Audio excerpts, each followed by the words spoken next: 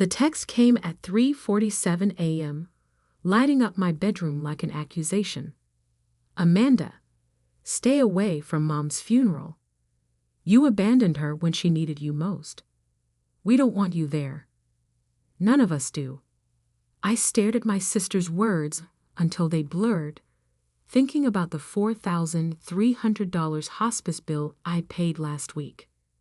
The specially ordered hospital bed in Mom's room that cost $12,000. The private nurse, Maria, who I'd hired for night shifts at $45 per hour. All handled quietly, through my lawyer, because Mom had asked me to let Amanda think she's in charge. It's the only thing that makes her feel important. My phone buzzed again.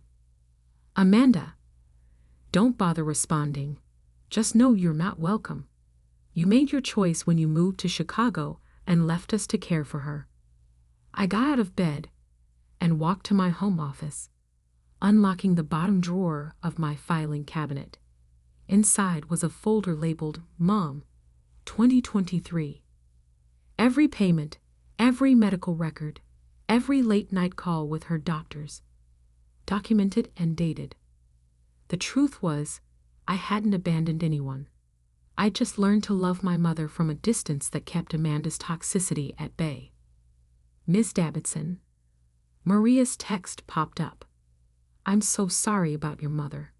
I was with her at the end. She asked me to tell you she understood, and that the blue envelope is in her dresser. The blue envelope. Mom's cryptic mention during our last lucid conversation 3 weeks ago. When the time comes, she'd whispered, remember the blue envelope. It's all there. My landline rang, the private number only 5 people had. I picked up, knowing who it would be. Catherine, Howard Brennan's familiar voice, my mother's lawyer for 30 years. She passed an hour ago, peacefully. I know, I said quietly. Amanda's already banned me from the funeral. He made a sound between a sigh and a snort. Yes, well, about that. Your mother left very specific instructions. The blue envelope, in her dresser? You knew. She mentioned it. What's inside? I can't say yet. But be at Morgan Brothers' funeral home tomorrow at 2 p.m. Don't engage with Amanda. Don't argue. Just be there. I looked at the stack of medical bills on my desk. 5 years of quietly handling everything while Amanda posted Facebook updates about being Mom's devoted caregiver and telling relatives how I'd abandoned the family. Howard, I said, I've been hiding my involvement because Mom asked me to, protecting Amanda's ego.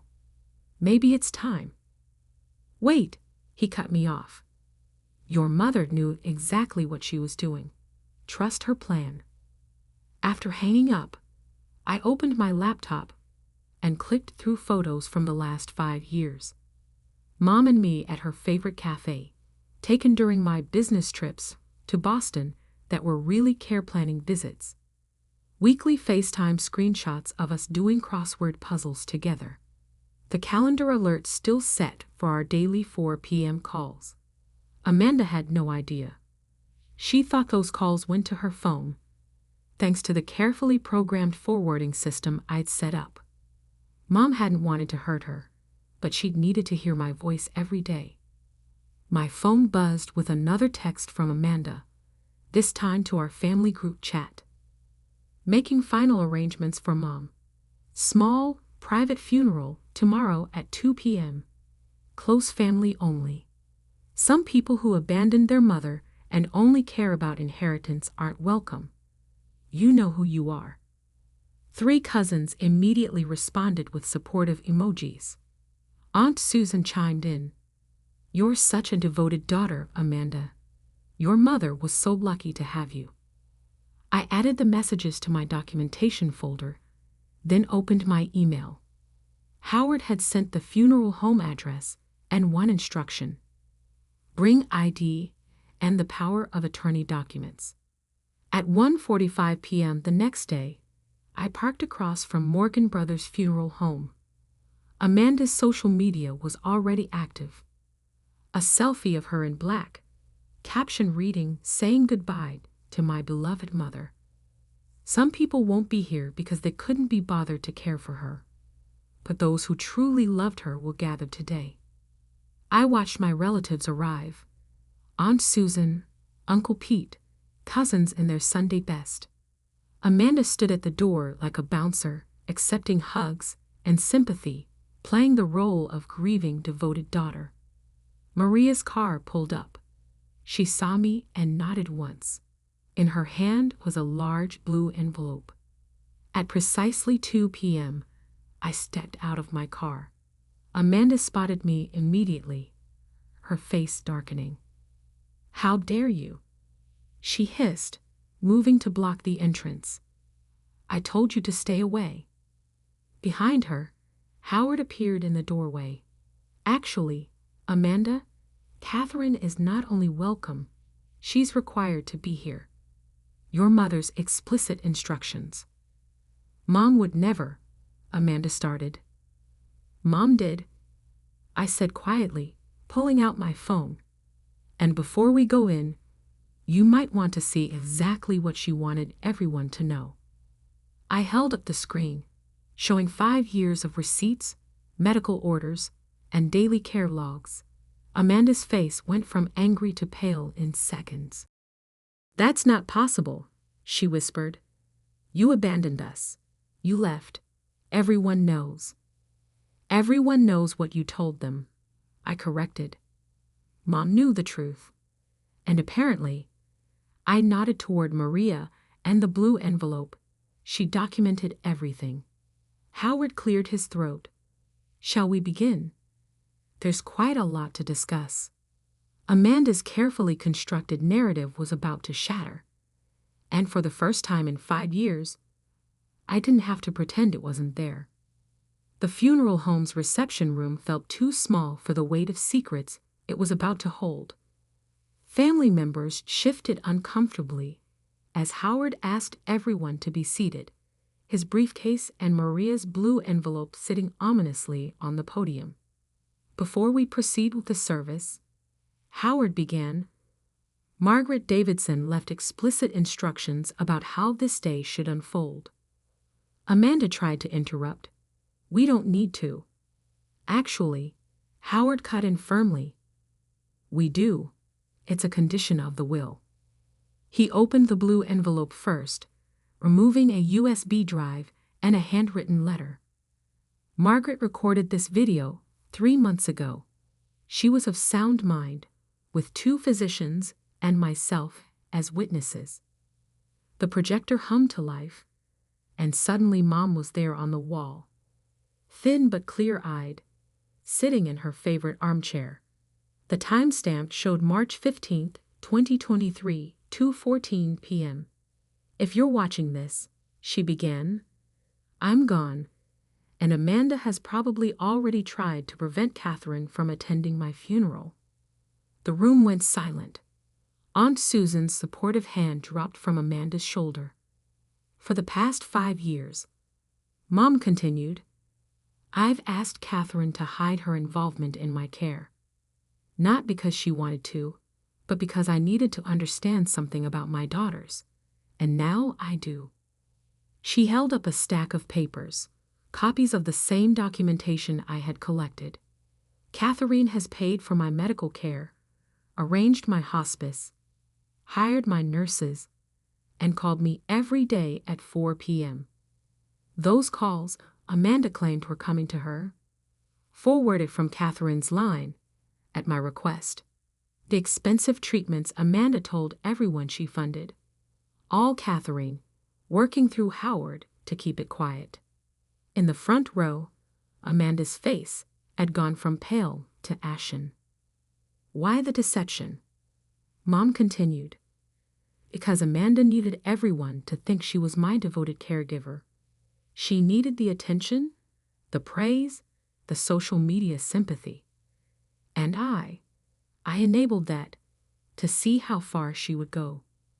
The video showed Mom picking up another document, Amanda has spent the past 5 years telling everyone that Catherine abandoned me. Posted it on Facebook, told our family, even had our church prayer group believing it. All while living in my house rent-free, using my credit cards, and taking credit for the care her sister provided. Aunt Susan made a small sound of distress. Uncle Pete was staring at his hands. But here's what truly broke my heart. Mom's voice hardened slightly. Last month, Amanda sold my wedding ring collection, pieces I specifically told her were meant for Catherine. She claimed I had given them to her, then used the money to take a cruise. She posted photos of that cruise the same week Catherine was quietly paying $23,000 for my new heart medication. Maria, standing by the door, nodded in confirmation. She had been there when Amanda took the rings, ignoring Mom's protests. So today, Mom continued, the truth comes out.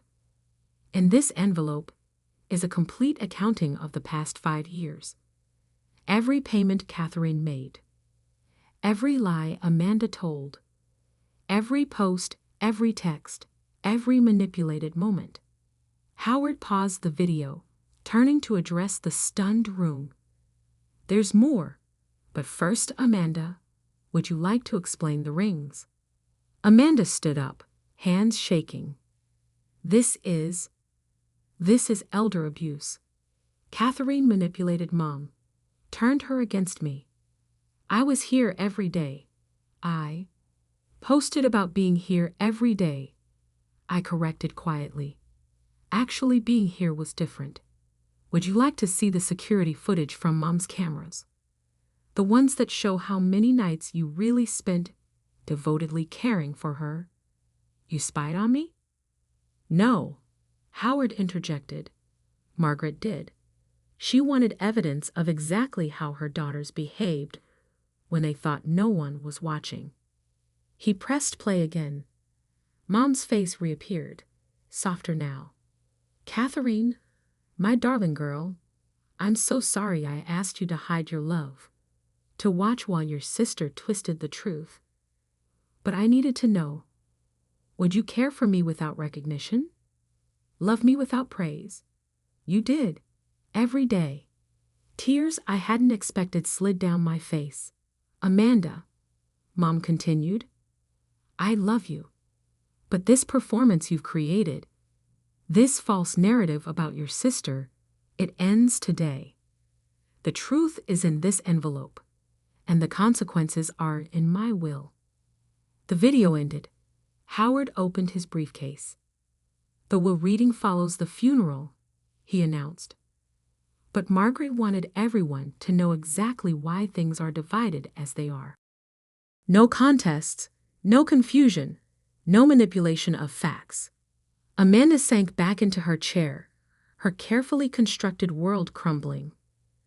The relatives who had been comforting her moments ago now sat with visible discomfort, processing 5 years of manufactured drama. Maria stepped forward, adding a thick folder to Howard's stack. I have the nursing logs, she said clearly. Every visit, every payment, every time Amanda said she was here, but wasn't. And every time Catherine called, visited, or arranged care while asking us to let Amanda take the credit. Aunt Susan was crying quietly. Uncle Pete had moved to the back row, avoiding everyone's eyes. Our cousins studied their phones, probably deleting supportive comments from Amanda's posts. Howard gathered his materials. The service begins in 20 minutes. Margaret asked that we all sit with this truth before saying goodbye. She wanted honesty in her farewell. As the family filed out to the main chapel, Amanda grabbed my arm. How could you do this to me? She hissed. I gently removed her hand. I didn't do anything to you, Amanda. I just loved Mom quietly while you loved yourself loudly. She figured out which one mattered more. The blue envelope sat on the podium, 5 years of truth finally set free. And somewhere, I hoped Mom was smiling. The funeral service itself, was a study in uncomfortable silences. Amanda sat in the front row, no longer the confident director of events, but a woman watching her carefully curated image dissolve in real time.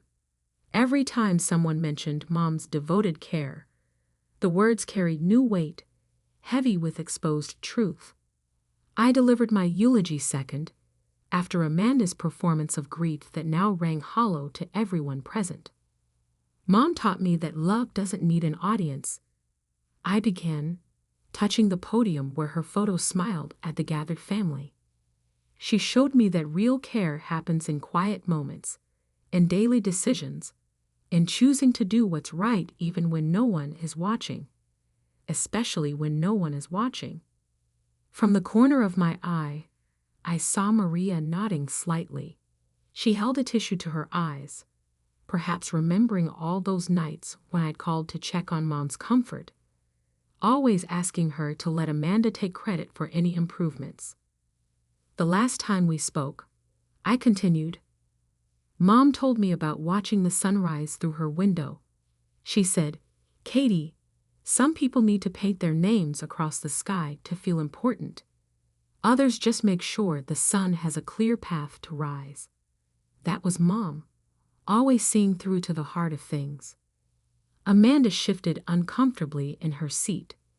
Several relatives were looking between us, mentally rewriting 5 years of family history. After the service, Howard gathered us in the funeral home's private conference room. The blue envelope had multiplied into several files, spread across the polished table. Before we proceed with the will, Howard began, Margaret left specific instructions about family heirlooms. He lifted a detailed inventory. The wedding ring collection that was removed from the premises last month needs to be addressed. Amanda's face flushed. I told you, Mom gave those to me. Actually, Howard slid forward a notarized document. Margaret explicitly documented her wishes regarding the rings on February 12th, including this video statement. He played a short clip on his tablet. Mom, sitting in her hospital bed, spoke clearly. I wanted known that my wedding ring collection, including my grandmother's sapphire band, is to go to Catherine. Amanda was informed of this multiple times.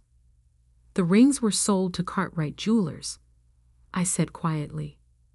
I had the transaction record. $47,000 deposited to Amanda's personal account on March 3rd, the same day she posted photos from her Caribbean cruise. That money needs to be repaid, Howard stated firmly. It's listed as theft in the will, not inheritance. Amanda stood up so quickly her chair scraped the floor. This is ridiculous. I took care of her. I was there. Everyone saw my posts, my updates, your performance, Maria interrupted, speaking for the first time. I saw the reality, Amanda. I was there for the actual care, not the photo ops. Would you like me to share the visitation log? The nights you were too busy, while Catherine arranged everything from Chicago. Margaret kept meticulous records. Howard continued, opening another file. Here's a breakdown of expenses for the past 5 years. Catherine's contributions total $486,000.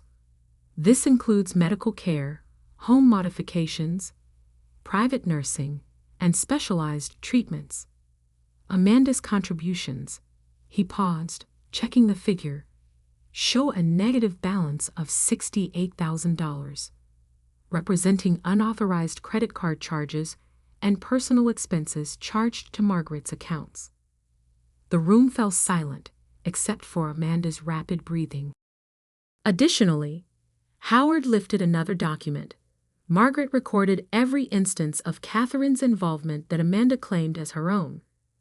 57 Facebook posts taking credit for care arrangements Catherine made. 32 family emails describing devotion that camera footage proves didn't exist.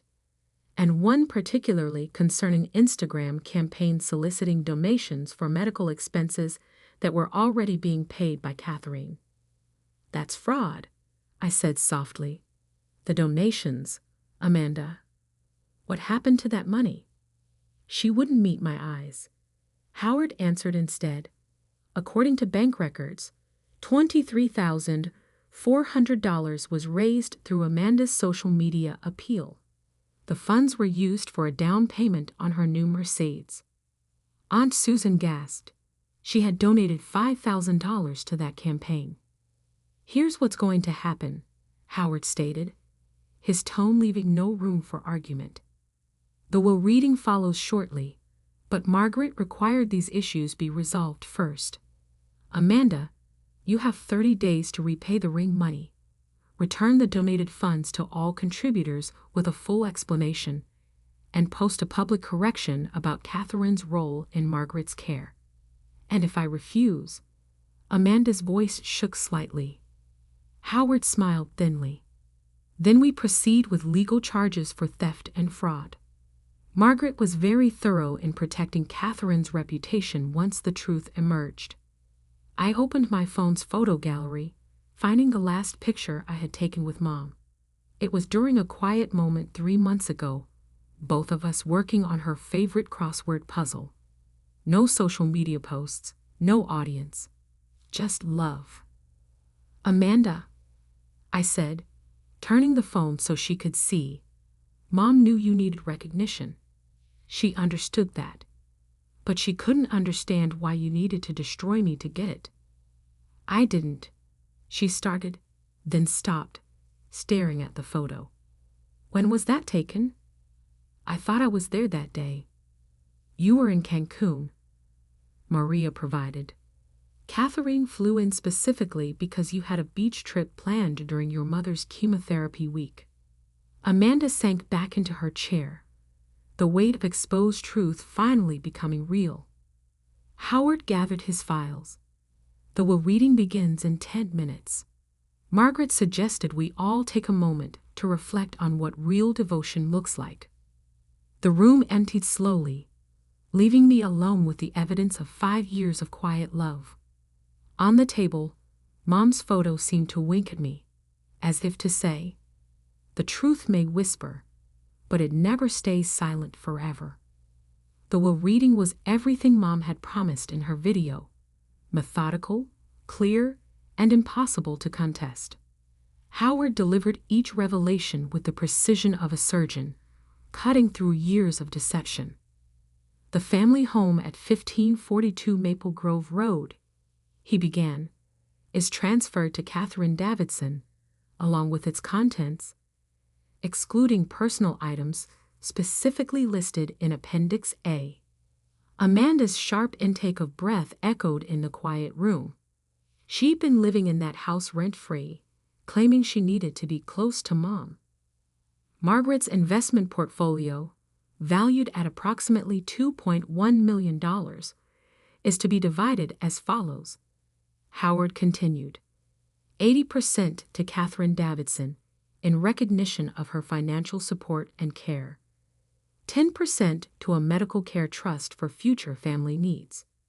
The remaining 10% to Amanda Davidson, contingent upon full repayment of unauthorized expenditures and completion of the previously discussed public corrections.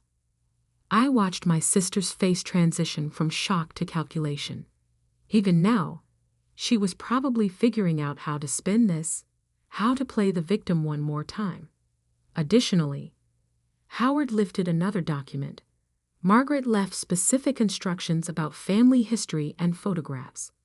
All digital assets are to be transferred to Catherine's control, with a requirement that false social media posts about Margaret's care be removed and corrected. "You can't control what I post," Amanda protested weakly. "No," Howard agreed, "but Margaret's estate can sue for defamation if you continue to misrepresent events." She was quite clear about that. The next hour unfolded like a careful demolition of Amanda's carefully constructed narrative. Every account, every heirloom, Every piece of Mom's life had been designated with purpose, not just distributing assets, but restoring truth. Maria provided a final statement about Mom's last days. Margaret was at peace with this decision, she said softly. She told me, "My greatest gift to Catherine is letting everyone finally see her heart. My last lesson for Amanda is showing her that truth doesn't need an audience to matter." 2 weeks later, I stood in Mom's, now my, kitchen, sorting through decades of memories. The house felt different without the hospital bed in the living room, without the constant beeping of medical monitors. Amanda had moved out silently the day after the funeral, leaving behind only a trail of expensive shopping bags and unpaid bills. My phone buzzed with a notification. Amanda had finally posted her required public statement. In light of recent revelations, I need to correct some things I've shared about my mother's care. While I'd presented myself as her primary caregiver, it was actually my sister Catherine who provided and funded most of Mom's medical support. I took credit for her contributions and misused funds intended for Mom's care. The truth is, Catherine never abandoned our mother. I abandoned my integrity. I'm sorry. The comments were a mix of confusion and dawning understanding. Aunt Susan had added a long post about learning the difference between performance and devotion. Uncle Pete shared the nursing home's official statement, praising my extraordinary behind-the-scenes support. I closed the social media apps and opened my email instead. Howard had forwarded the first round of repayment confirmations. Amanda returning donations to everyone who had contributed to her fraudulent fundraiser. The ring money was still outstanding, but Cartwright Jewelers had agreed to help track down and recover the pieces that hadn't yet been resold. Maria stopped by that evening, bringing a final box of Mom's medical records and a surprise, a journal she'd kept during her night shifts. "Your mother asked me to give you this after everything was settled," she explained, handing me a worn blue notebook. She wrote in it every night, documenting the truth she couldn't share yet. Later, after Maria left, I sat in Mom's favorite window seat and opened the journal. Her familiar handwriting filled page after page. Catherine called again tonight, checking every detail of my comfort. She thinks I'm asleep when she talks to Maria about treatment options, but I hear the love in every question. Another beautiful care package arrived from Chicago today. Amanda took photos with it for Facebook, but it was all Catherine. My brilliant Katie, hiding her light so her sister can shine. But a mother knows where the real light comes from. The last entry was dated just 3 days before she passed. I've spent 5 years watching one daughter build a fantasy while the other built a foundation. Catherine understood that love doesn't need likes or shares or public approval. She just loved me, quietly and completely. The truth is finally ready to be heard. I closed the journal, holding it close to my heart as tears fell freely. On the kitchen counter, Mom's favorite teacup sat where she'd last left it. I filled it with her preferred chamomile blend and settled back into the window seat. My phone buzzed one final time. A message from Howard. "Margaret left one last thing for you. Check the blue envelope's inside pocket." There, tucked in a corner I'd somehow missed, was a small handwritten note. "Katie, my love. Some people need spotlights to feel seen. You taught me that real love shines brightest in the quiet moments. Thank you for letting me protect Amanda's fragile ego one last time. Now it's your turn to step into the light. All my love. Mom."